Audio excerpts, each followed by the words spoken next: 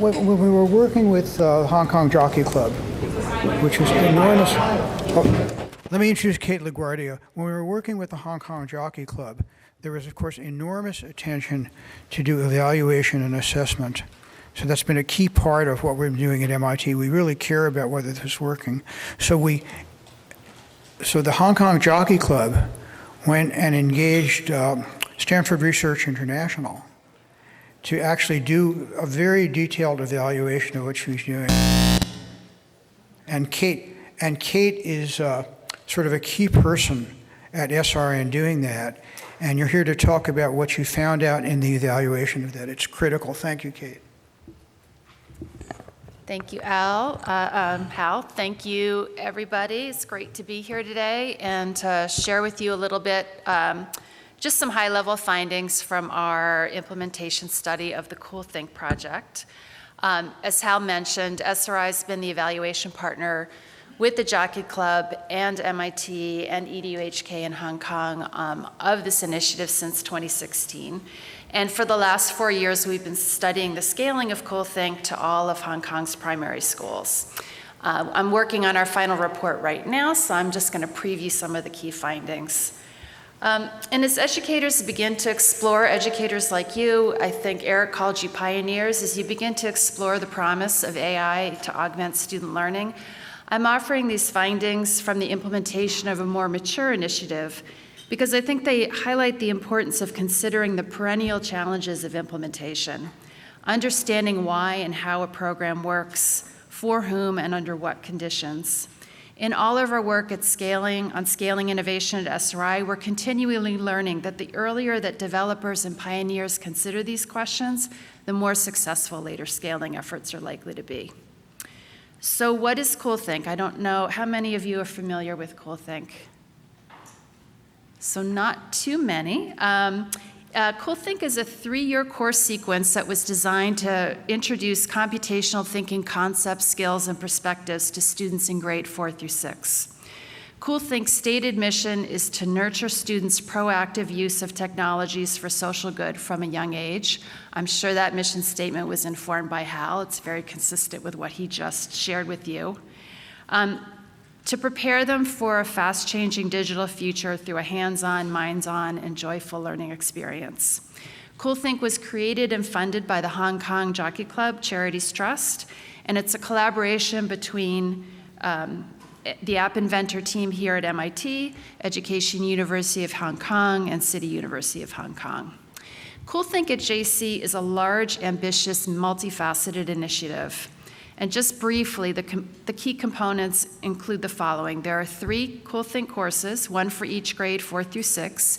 Each consists of 8 units, and it culminates in a student-directed final project. The course materials reflect CoolThink's key design principles of student-centered active learning, a focus on creating programs to solve problems that students define for themselves, what the App Inventor team calls computational agency, and an emphasis on preparing students to be creators and not just users of technology.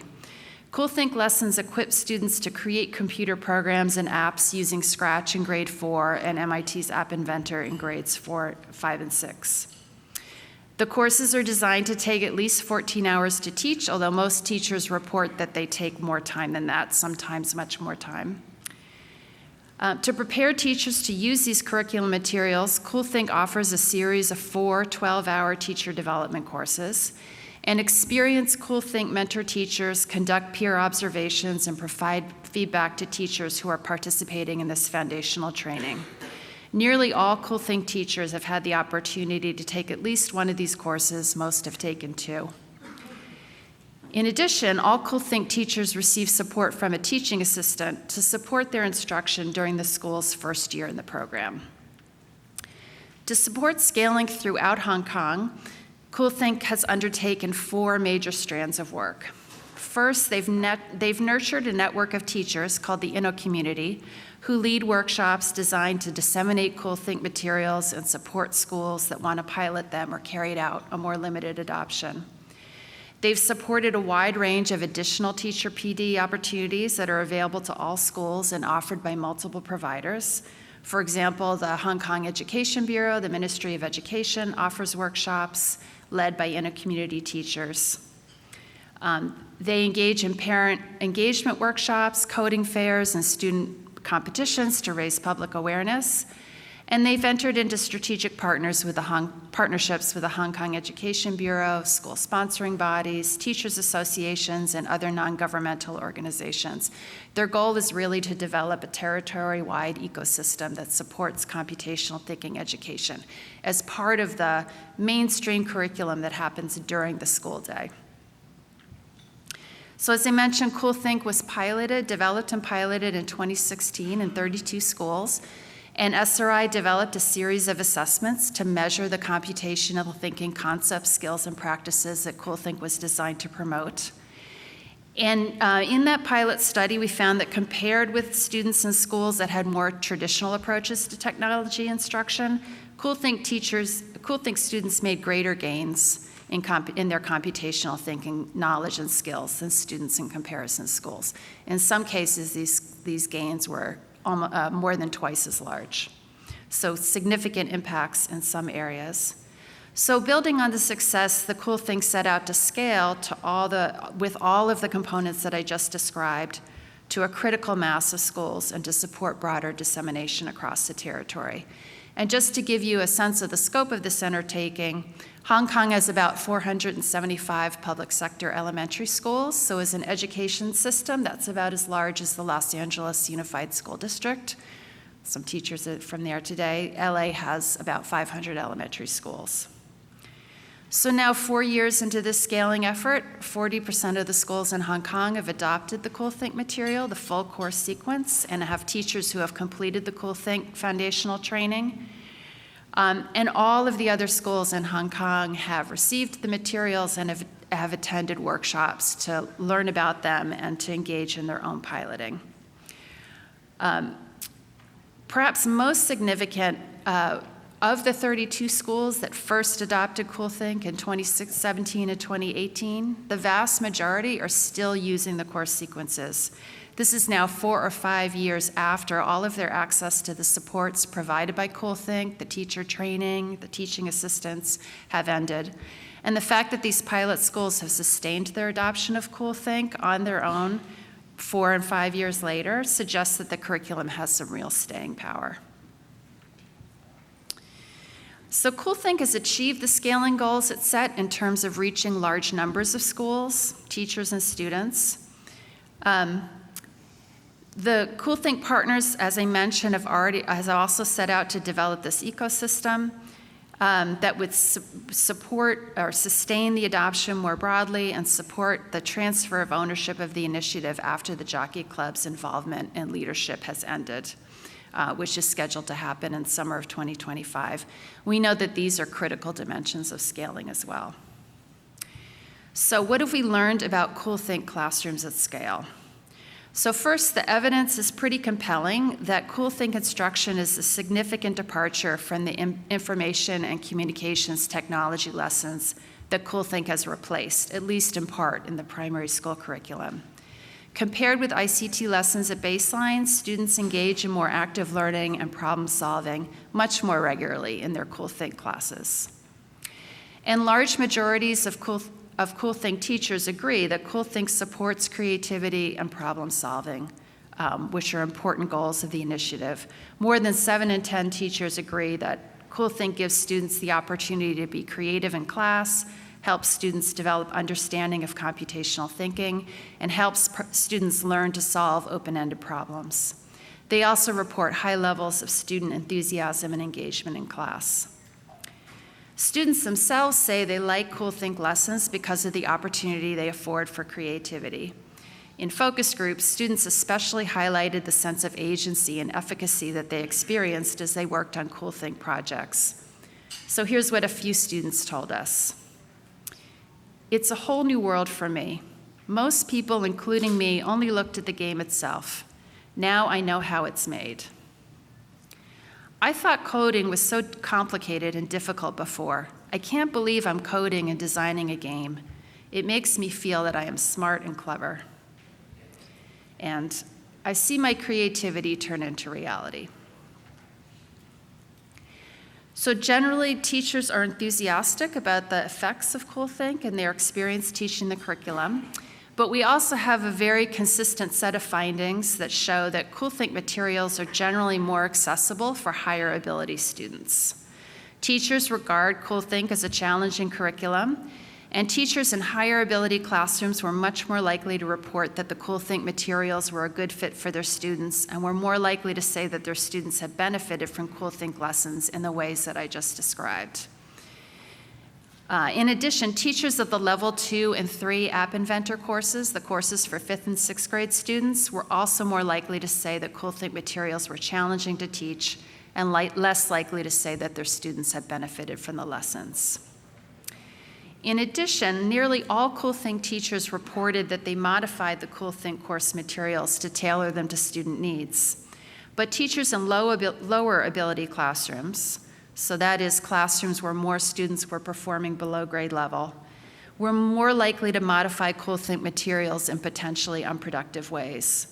Teachers of lower ability students reported more time pressures than other teachers, and that it was difficult to cover all of the CoolThink content in the time available.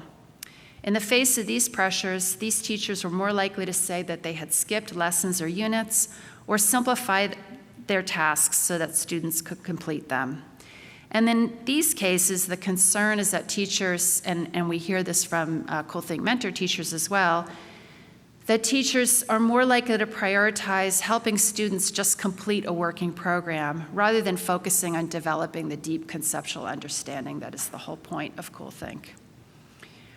These findings are important because when we analyze the correlation between teacher practice and student learning gains on computational thinking assessments, the question of whether teachers had modified the CoolThink materials was one of the strongest predictors of student learning.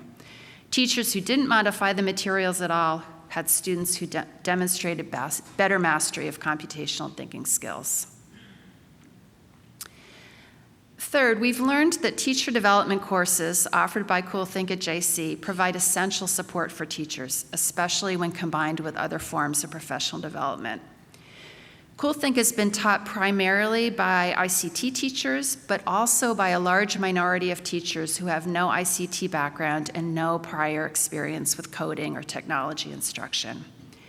At baseline, fewer than half of CoolThink teachers said they felt even somewhat confident teaching computational concepts, practices, and perspectives.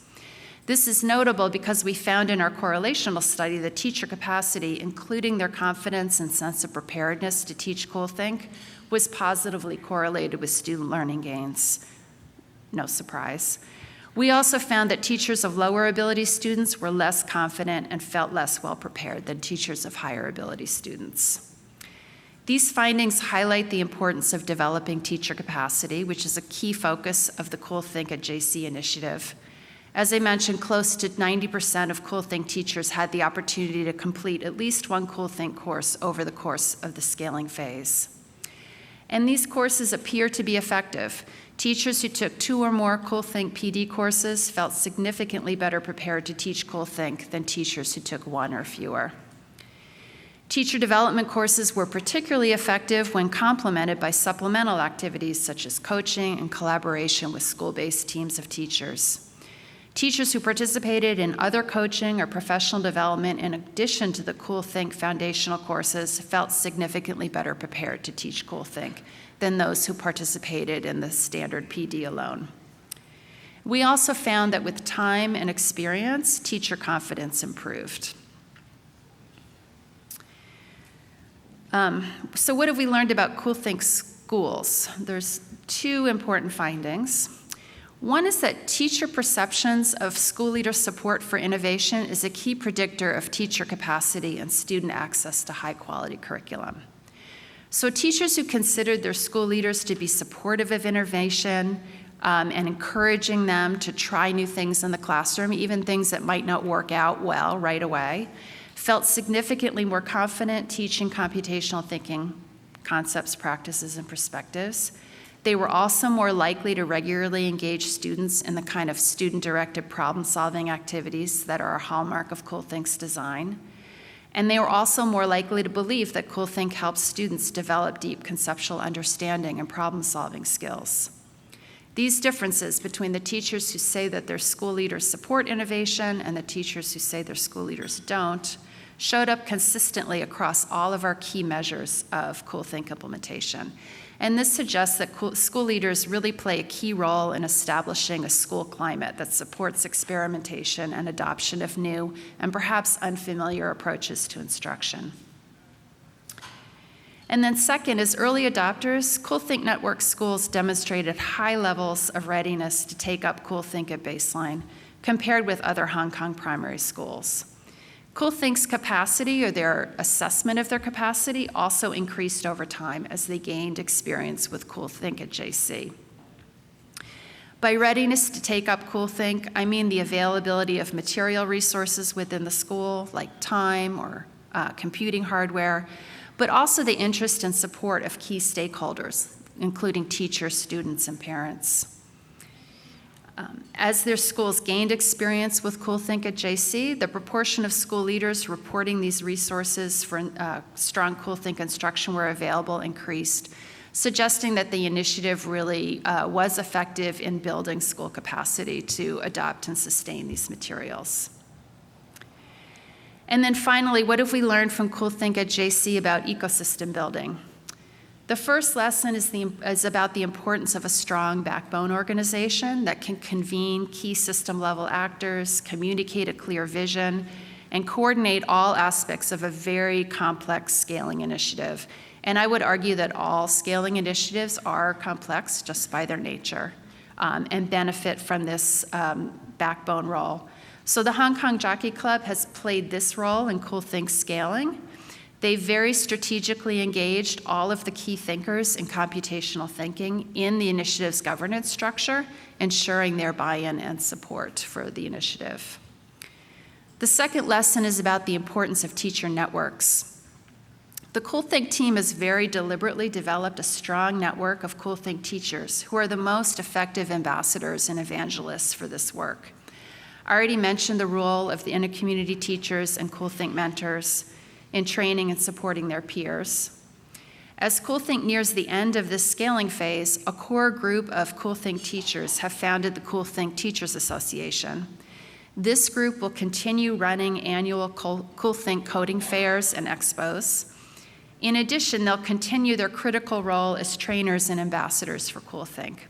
Some of these teachers are here at this conference, and I hope you'll get a chance to talk with them about their experience over the next couple of days and their vision for this association and for its continuing support for Cool Think. And finally, I hope you'll come to the Cool Think panel later this afternoon to learn more from the Cool Think team about their system building efforts.